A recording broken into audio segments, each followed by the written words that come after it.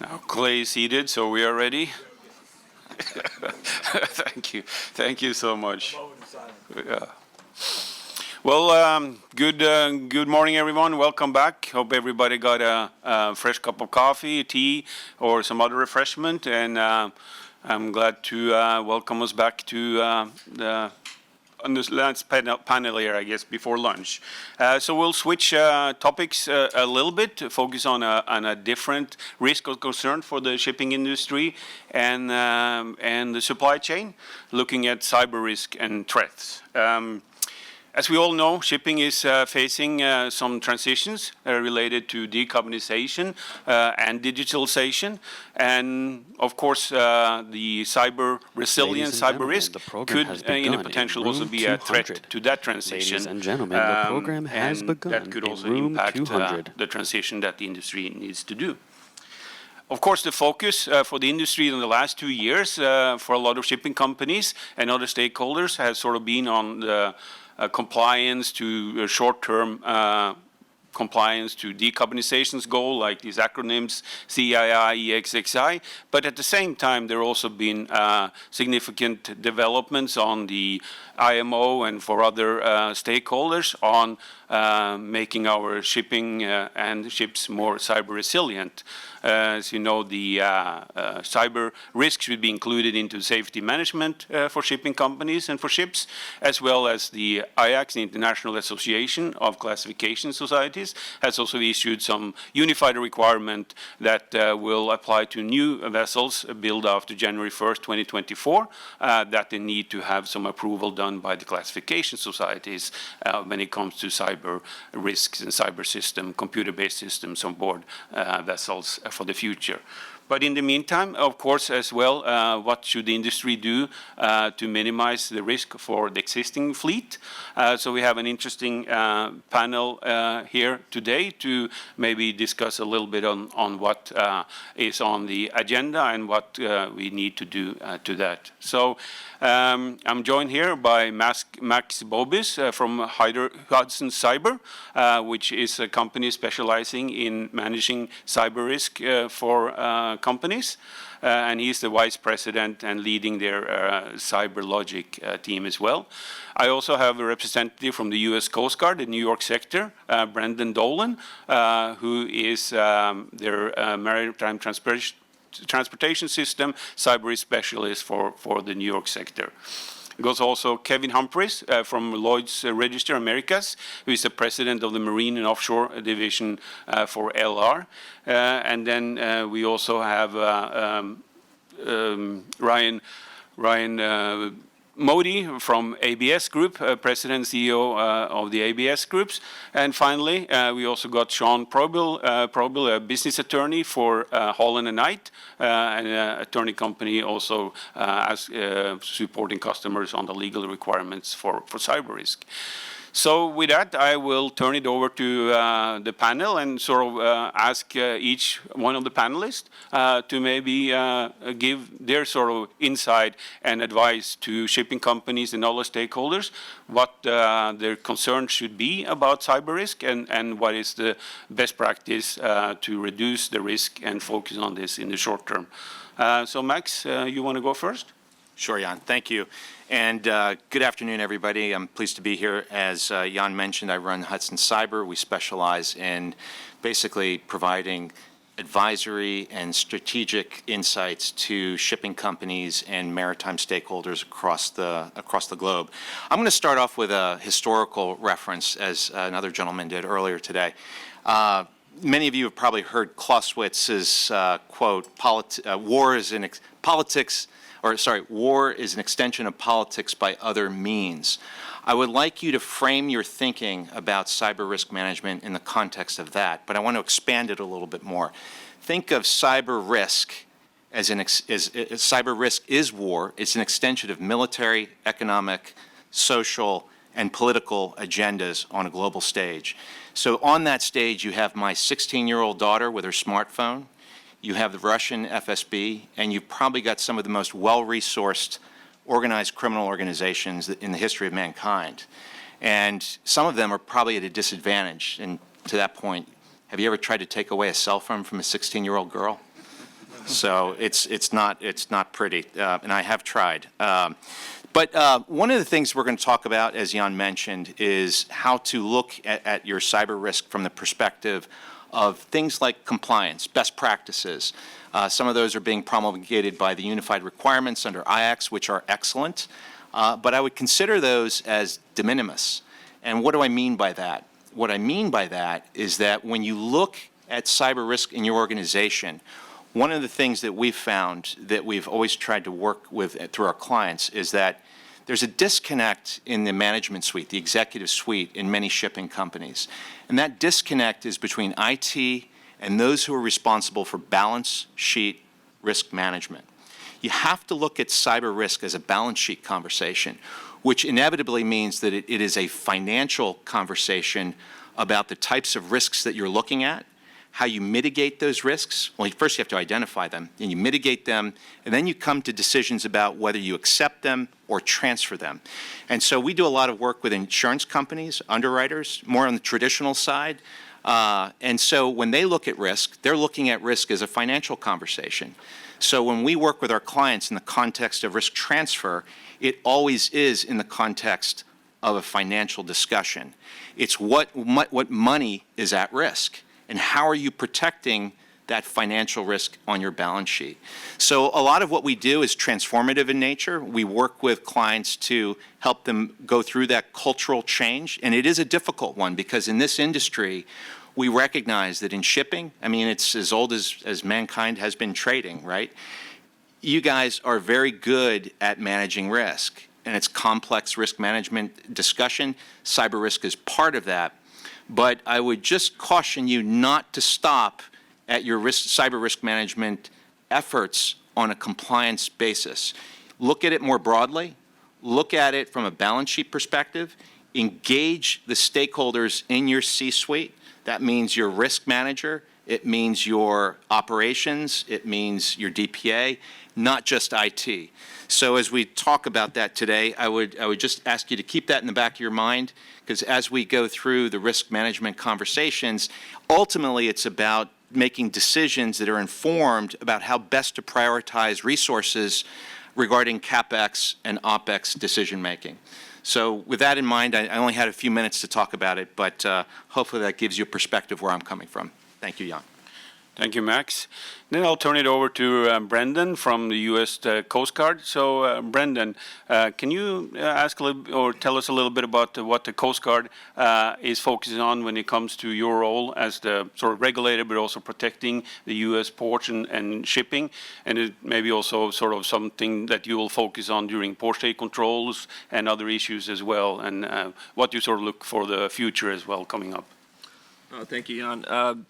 Good morning again, everybody. Brendan Dolan with the U.S. Coast Guard, cybersecurity specialist, focusing primarily on cyber risks that are involved with the maritime transportation system. This position was relatively new. Cybersecurity is sort of a relatively new concept to the U.S. Coast Guard, but in the recent years, we have been making stronger efforts. We've hired more cybersecurity specialists, such as myself, nationwide, as well as hiring or bringing on uniformed members, including which one of my counterparts is actually joining here, is with us today. But cyber in general, we've created more stronger efforts these last couple of years, one of which is cyber protection teams, or CPTs for short. And basically how they work is, let's say, for example, a vessel was attacked directly through the ship system or attacked indirectly through the company's servers through an update. We're able to deploy a CPT, a cyber protection team, to go out and assess and to necessarily just get through the crux of the issue and just see, and however long it takes, then that's how long the vessel will have to be there. So we make every effort as strong as possible to make sure that every vessel that may have a cyber vulnerability or was subject to a cyber attack is safe to travel to the next U.S. port or next foreign port, traveling to the next critical infrastructure. So we take every effort, every caution necessary, and just every recommendation. And we actually implore, like, every shipping industry to, if they need a cyber assessment, if they would like the Coast Guard's point of view, they're more than happy to have that, and we'll be more than happy to arrange it. But cyber in general, we still have a long way to go in understanding. We're even creating a new, well, we have this thing in the Coast Guard called rates, which is necessarily our job, but we're creating a new cyber rate just to help spread the overall message and overall protection of cybersecurity. And so we still have a little bit of ways to go, but we're definitely starting off on the right track, and we'll just have to see how things pan out. Thank you, Brandon, for that. Then I'll turn it over to Kevin Humpreys from LR Register. So, Kevin, on sort of what do you think are the biggest risks and threats facing the maritime shipping, and what do you think are the best ways to mitigate those risks from your perspective? Yeah, thanks, Jan. As I was considering the topic, I was reminiscing, or I don't know if that's the right word, but to 20-odd years ago when I was a young FBI agent here in New York City, doing an inordinate amount of time in surveillance vans and in wire rooms, listening to mobsters and gangsters plot out their criminal nefariousness. And it occurred to me on more than one occasion, these guys spend a lot of time being criminals. And if they took that same time and energy into honest efforts, they'd probably be pretty successful. I think the lesson for us in that is as honest business people, and me as a still relatively young man who grew up in a small town in America, we don't necessarily think that there are people who nonstop are looking to engage in criminality and make you and your organizations into victims. And so I don't think one needs a paranoid mindset, but certainly needs a mindset that there's a risk there that certainly exists, as a number of examples in this industry has shown. So I think what that draws upon for us, for most of us, we're going to be dealing with criminal organizations who are looking to do ransomware on us and our organizations, and now as the leader of a large organization, that's what's on my mind. And then there's two pieces to prevent that, and hopefully have a chance to go into that. One is the hardware side. How are my systems? How are my security? How do I have backup systems? All those pieces of the puzzle. And the other is, it goes back to the old joke about the Russian Navy in the 80s. It was never a hardware issue. It wasn't the number of ships they had. It was a software issue. And what they meant by that was their people. Their people were never as well trained or as good as our military. And so what I'm getting at is the second problem is our software problem, meaning our people. One of the biggest vulnerabilities we have as an organization are really simplistic attacks through social engineering, through phishing emails. I got one the other day from my CEO, identifiers, his picture, his icon, his phone number, and some questions that would have come from him. And I started to respond. This was on WhatsApp. And after about the third back and forth, it began to, this was very suspicious, and I stopped and reached out directly to our CEO and said, is this you? And it wasn't. So I think that's one of our weakest points, and as an organization, we have to keep a constant focus on how we're training our people, how we're making them aware. Of course, we want IT tools to make that easy, but that is always a vulnerability for us, is on the people side. Thank you, Kevin. And then Ryan, maybe you can explore a little bit about, what the ABS group is doing to help the customers, and also what do you think about, how is the awareness of the industry and different stakeholders, and how can we sort of increase that awareness and have them focus on these risks for our customers? Sure, Jan, thanks. I guess from our perspective, viewing cybersecurity not just in the maritime industry, but across a lot of critical infrastructure, sort of picking up on some of the themes that Max was talking about, I think there's a perception gap between sort of the boardroom and operations. There was a SANS study that was done a year or two ago that basically said that about 2/3 of respondents felt like that was one of the biggest issues. And, there's this fundamental difference in a lot of our systems and operations that is this IT-OT bridge between the way we handle IT cybersecurity, the agents and active scanning, everything that's on your laptop, versus the types of controls you would put in an operational environment with navigation, propulsion, industrial control systems that are on the ships. And I guess what I would say is those environments are really different. The IT tools don't really work in the OT space, and so they require a different type of thinking that's really more operational in nature. I mean, a lot of what we do on board to make sure that we're succeeding in the mission or continue sailing is really dependent on these critical functions, and cybersecurity is really relative to those types of risks and how we manage and mitigate those risks. So it's not really an IT problem. It's an operational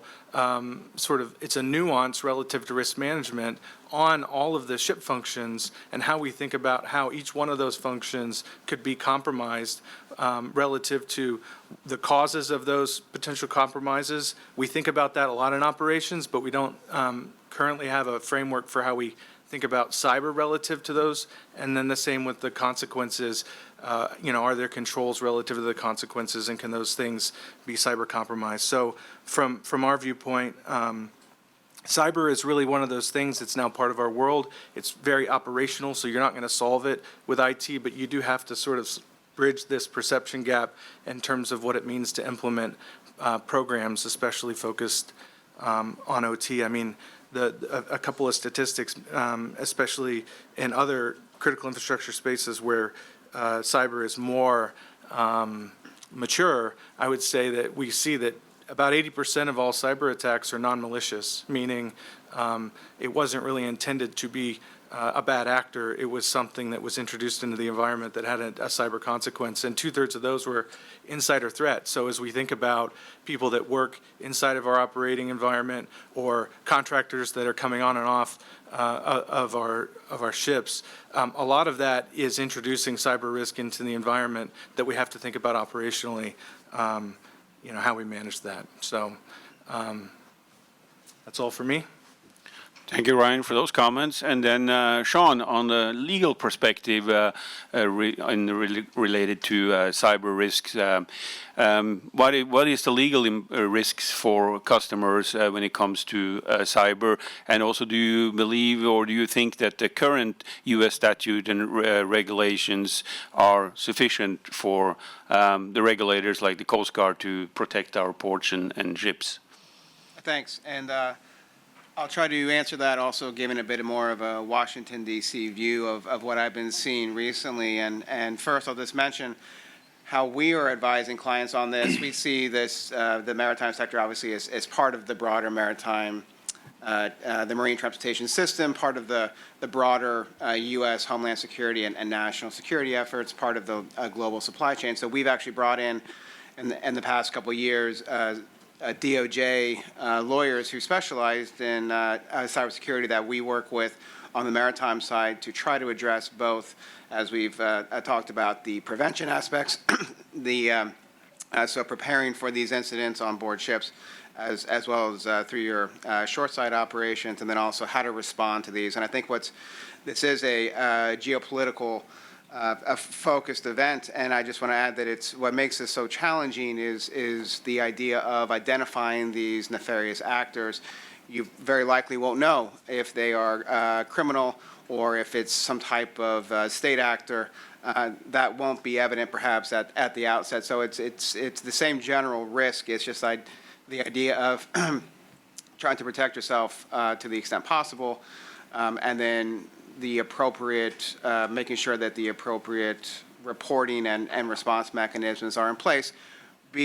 That needs to be done, we recommend, prior to the incident. You don't want to be trying to go through a plan of action once the incident happens. So I think that what we're seeing then on the compliance side in the U.S. shipping sector, what makes it challenging is, again, I mentioned the reporting requirements, which are still voluntary, and the Coast Guard's been working on the vessel and the facility side of this.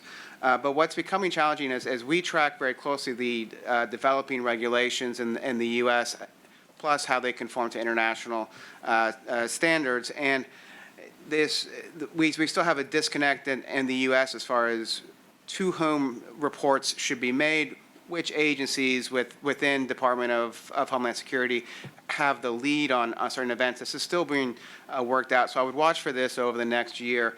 And along those lines, I think those that are owners and charterers here, if you have not, the BIMCO 2019 clause related to cybersecurity is obviously very helpful. That was about 4 years ago. I'm not sure if that's due for an upgrade or not, but it still seems fit for purpose. So again, taking those measures on the preventive side.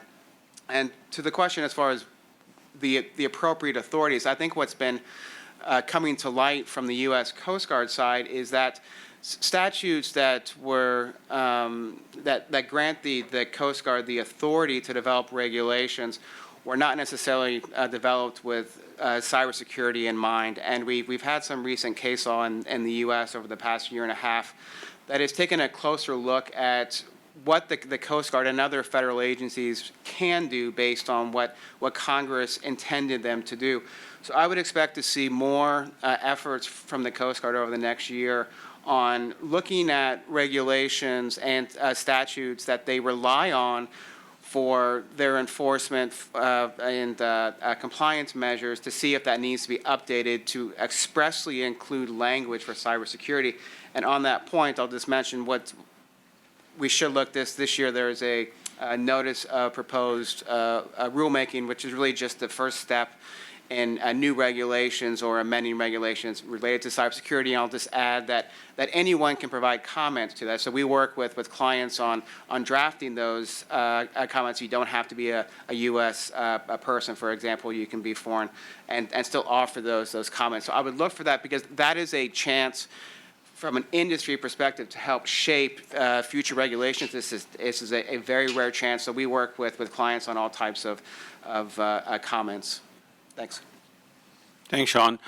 So to the panel, any comments on anything that the other panelists say that you want to comment on or give some additional points on? Any? Yeah, Sean, actually, as a fellow creature of Washington, I mean, obviously a lot of policy work going on down there. I recently met with the head of Microsoft's enterprise security. He was in Washington to be on some advisory panels to the government. So I think my takeaway from that is they rely a lot on industry there. I mean, industry is ahead of the curve on the regulatory side, and you can learn a lot from them. His take, having worked in that field for a number of years, there was actually two points that maybe I'll bring up from that conversation, and I'm curious, Sean, your clients, and maybe Brendan as well, that when it comes to criminal actors, there tends to be that immediate financial motive. I mean, that's going to become apparent fairly clear. When it comes to simply people hacking from their grandmother's basement in Moscow, they're looking to just wreak havoc on society. And then the last piece, the state actors, his comment was what you see there typically is exfil of information, long-term gain for business intelligence and really spying on businesses. So that was his take, and I'm curious with your clients and your interaction with regulators if you're seeing the same thing.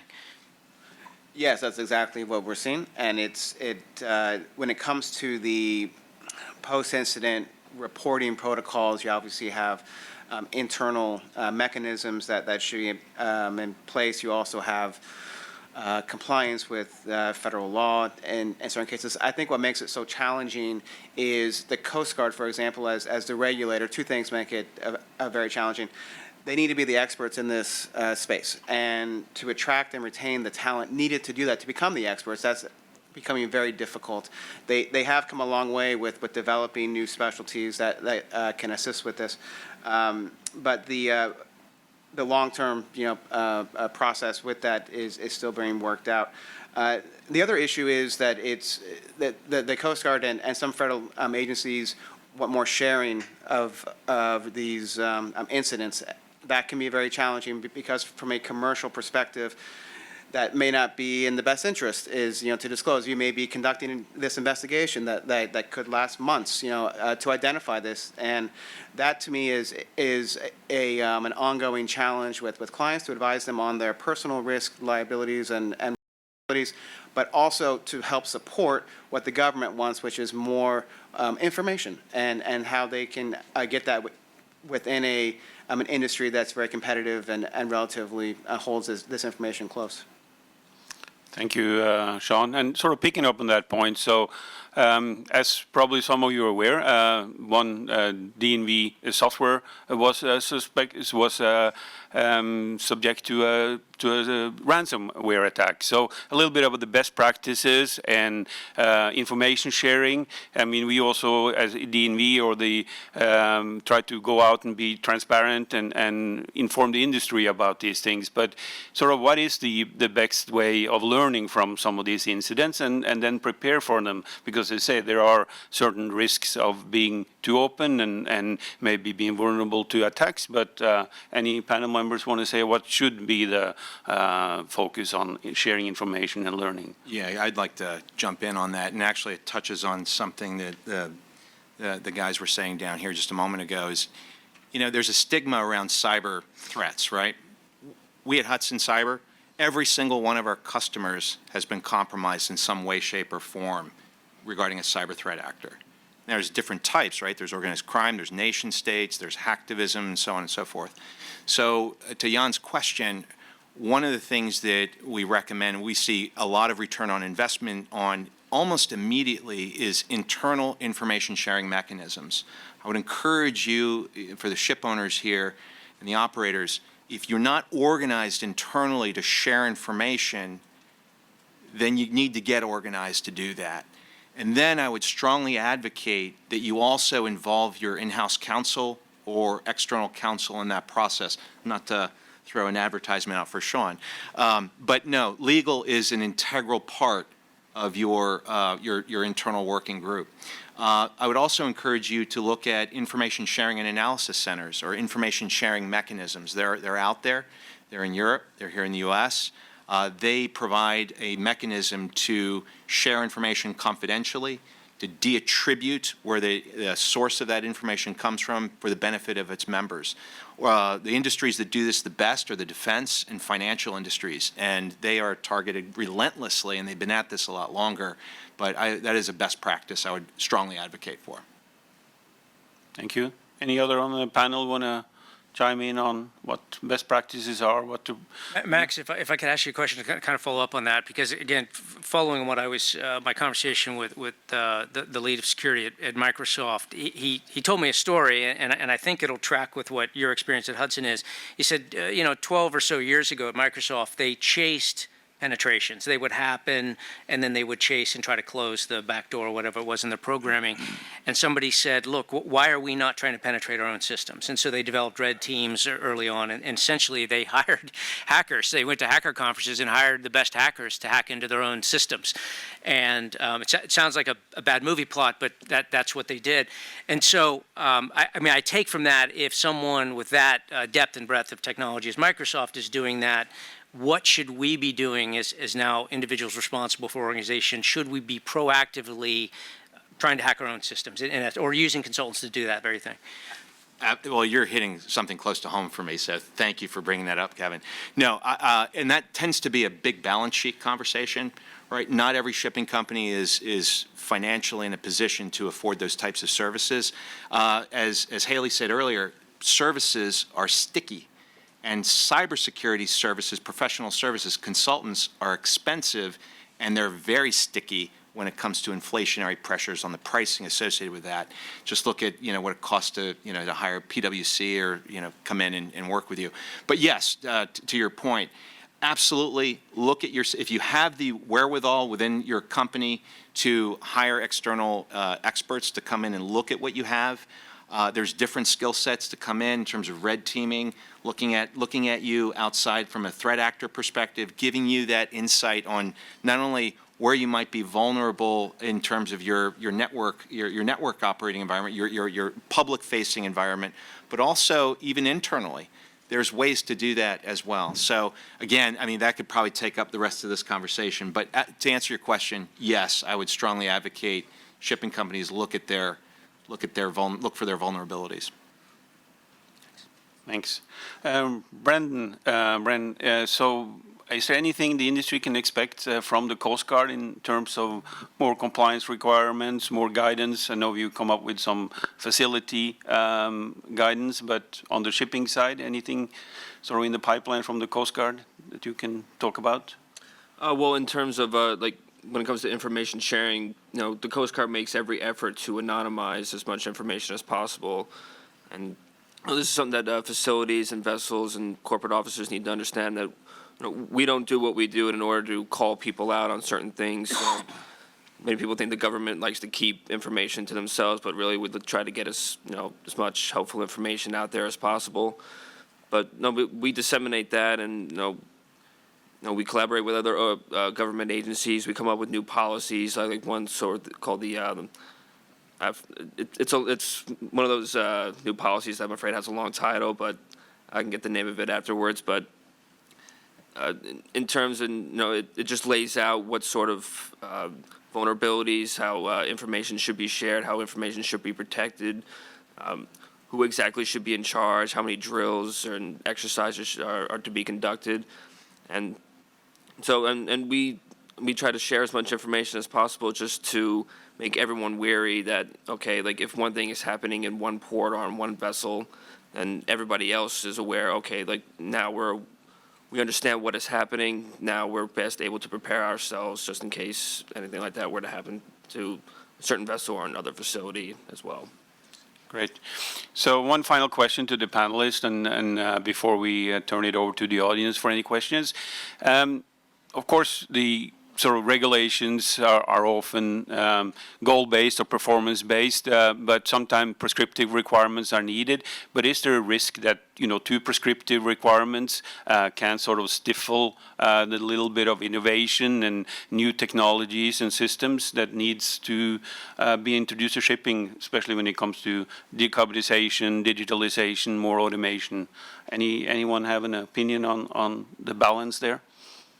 I mean, I guess I would say that I think prescriptive requirements only get you so far, right? I mean, they form a basis for understanding hygiene and give you something to check, but fundamentally understanding what that risk means in the same way that you would approach sort of a reliability situation or a maintenance situation, and you want to make sure that the organization is functioning and delivering on the mission.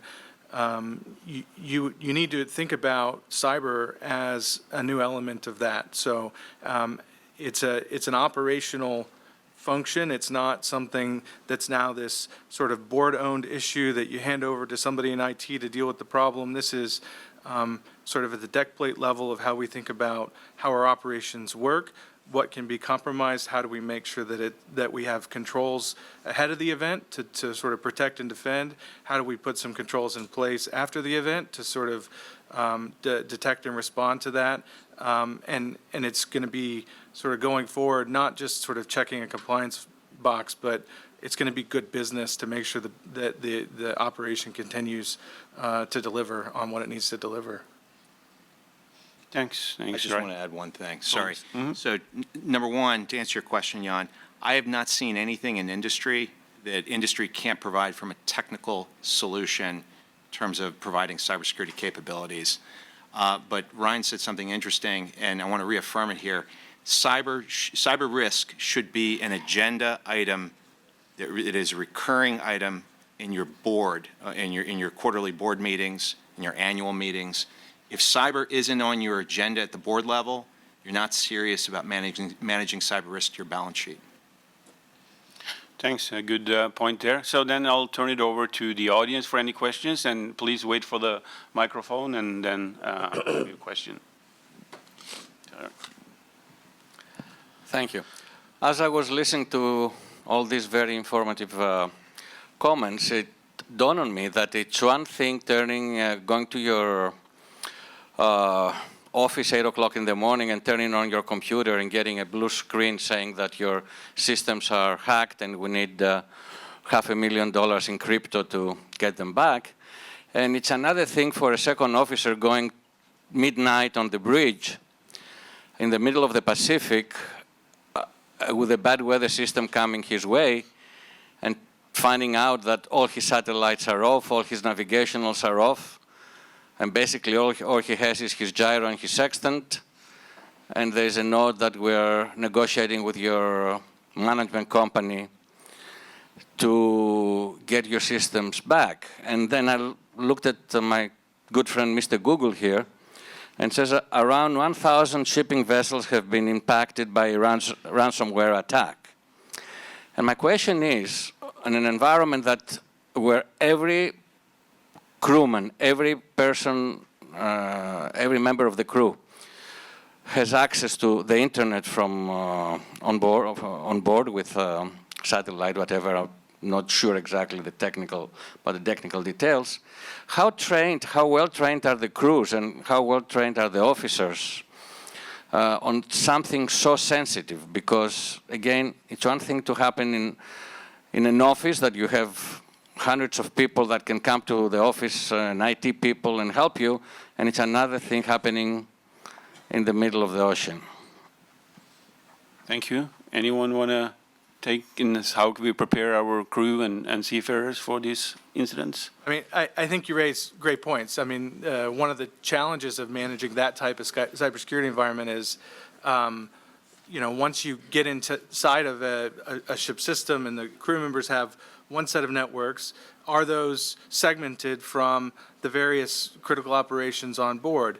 You know, it's these types of sort of operational understanding of networks, how they're connected, and what it means for somebody to connect a wireless printer that might bridge those networks, how we train people, you know, not just on the basics that we all get, which is don't click on the link from the Nigerian prince and that kind of thing, but also, you know, what it means to have all these people on board with uncontrolled laptops and uncontrolled USB sticks connecting into things. It's a really challenging environment. And, you know, that goes beyond training, that has to have some visibility into the network to see what's going on so that you can sort of detect. But, you know, the first understanding, there are some basic things, like you said, that have to do with crew training that are vital. Yeah, I would incorporate cyber in your annual exercises. That's what I would definitely do. And also just like conduct cybersecurity drills and just keep a record, and if and when asked, they're able to provide that at any available time. Thank you. Thank you. Any other questions? Pia? Yeah. See, we got a microphone. Yeah, it's coming. I think we all experience these phishing attacks every day, more or less professional. But to Max, since you're an expert on the field, what about deep fakes? You know, if Kevin's boss would call him on Teams and have his video on with his face and his voice as Kevin knows it, how can we deal with that? And do you see that happening? Number one, absolutely, right? I think deep fakes are very disconcerting. I know that some large companies like Microsoft, Adobe, and others are coming out with ways to provide an authentication, sort of like a little seal, so you can actually see the metadata associated with the imagery. Now, regarding video, that's a little different. I'm not fully versed on answering your question, but again, it comes back to things like as that evolves, as that threat vector evolves, it's about education. It's about training your people. It's about exercising, drilling, and trying to identify elements that could provide confidence in determining whether or not this is fake or real. There could be clarifying issues, questioning queries, where you, and I'm not sure I'm going to be able to fully answer your question, but there's an evolution going on, but it comes down to training first as the technology evolves, because it is evolving. And so, again, I don't know if that satisfies your question, but that's, you know, I think we're scared of it too. Absolutely, especially by that, you know, with a 16-year-old girl. I'll just add one thing quickly, which I think is these two questions that's so interesting, because you mentioned Sexton, which I still have my Sexton, and with the idea of, you know, deep fake and AI and where we're going, and it's this is a extraordinary complex situation with ships that are still relying, in a way, they could still navigate by Sexton if they're still trained on it. With what's becoming just more and more technology, this is only going to increase. We're going to see more technology, more integration of the digital aspects. So again, I think just to reiterate how the importance of training, relying on your club's loss prevention programs, managers, and just to prepare that this will only increase. Thank you. And with that, I think we need to close it off. And if there's any other questions, please connect with my panelists and myself during lunch. And I think one learned lesson is that, yeah, cyber risk is a real threat, and it's another type of failure or incident that we just have to prepare for and take appropriate action and train and drill the crew for in years to come. So with that, please join me in thanking our panelists, and have a good lunch.